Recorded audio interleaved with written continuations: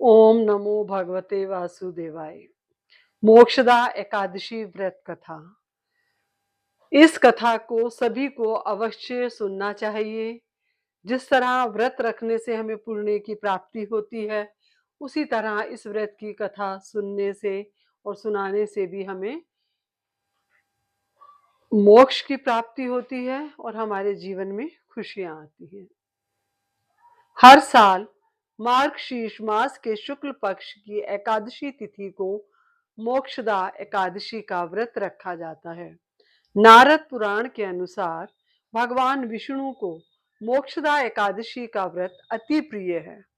ऐसे में इस दिन भगवान विष्णु की विधिवत पूजा करने के साथ व्रत रखने से मोक्ष की प्राप्ति होती है। इसके साथ ही जीवन के हर एक संकट दूर होने के साथ साथ सुख और समृद्धि और खुशियां भी इंसान के जीवन में आती हैं। इस व्रत को करने से जीवन में हर तरफ सफलता प्राप्त होती है। इस साल मोक्षदा एकादशी का व्रत 1 दिसंबर 2025 को रखा जा रहा है। इस दिन श्री हरि की विधिवत पूजा करने के साथ साथ इस व्रत कथा का पाठ अवश्य करना चाहिए। इस कथा को अवश्य सुनना और सुनाना चाहिए।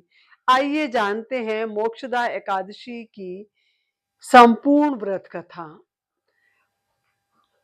पौराणिक कथा के अनुसार चंपा नगरी में एक प्रतापी राजा वैखानस रहते थे, जो सभी वेदों का ज्ञानी था। उनके प्रताप और अच्छे स्वभाव के कारण उनकी जनता हमेशा उनसे प्रसन्न रहती थी। एक दिन राजा ने अपने सपने में देखा कि उनके पिता को नरक में यातनाएं मिल रही हैं। अपने इस सपने के बारे में उन्होंने अपनी पत्नी को बताया और कहा, मैं यहाँ सुख से हूँ और मेरे पिता को इतना कष्ट है। इस पर राजा की पत्नी ने उन्हें आश्रम में जाने की सलाह दी। राजा जब आश्रम पहुंचे तो उन्होंने कई तपस्वियों को वहां देखा। राजा ने ऋषियों से अपनी बात वहां मौजूद पर्वत ऋषि को बताई। राजा ने कहा कि पिता ने मुझसे कहा कि हे पुत्र, मैं नरक में पड़ा हूं, यहाँ से तुम मुझे मुक्त कराओ। जब से मैंने ये वचन पिता के मुख से सुने हैं, तब से मैं बहुत बेचैन हूँ। मैं बहुत ही अशांत महसूस कर रहा हूँ। मुझे इस राज्य, धन, पुत्र, स्त्री, हाथी, घोड़े आदि में कुछ भी सुख प्रतीत नहीं होता। ऐसे में क्या करूं?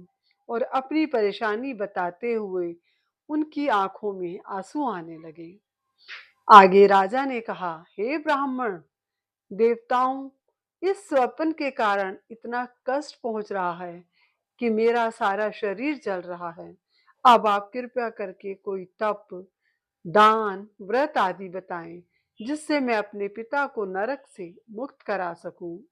उस पुत्र का जीवन व्यर्थ है जो अपने माता पिता का उद्धार ना कर सके। एक उत्तम पुत्र जो अपने माता पिता तथा पूर्वजों का उद्धार करता है, वह 1000 मूर्ख पुत्रों से अच्छा है।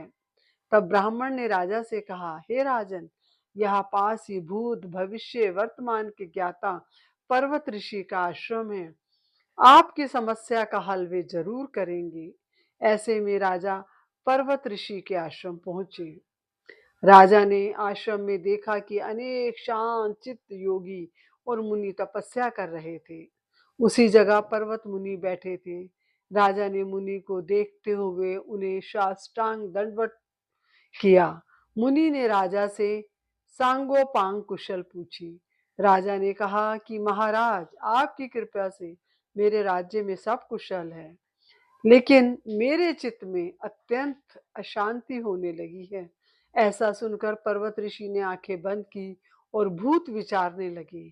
इसके बाद पर्वत मुनि से सारा सच जाना और राजा को कहा कि तुम एक पुण्य आत्मा हो जो अपने पिता के लिए इतने परेशान हो, लेकिन इसकी बिल्कुल भी जरूरत नहीं है, क्योंकि तुम्हारे पिता को अपने कर्मों का फल मिल रहा है। तुम्हारे पिता ने तुम्हारी माता को बहुत यातनाएं दी थी, इसी के कारण उन्हें नरक भोगना पड़ रहा है।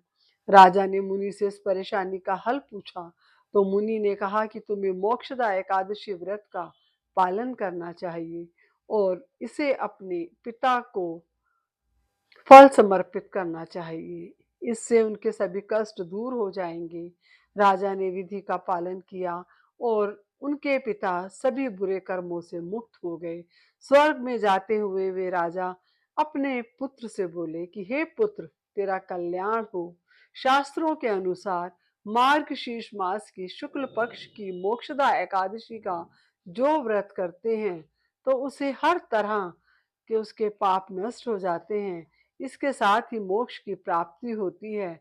इस कथा को पढ़ने या सुनने से वाजपेय यज्ञ का फल मिलता है। यह व्रत मोक्ष देने वाला तथा चिंतामणि के समान सब कामनाएं पूर्ण करने वाला है।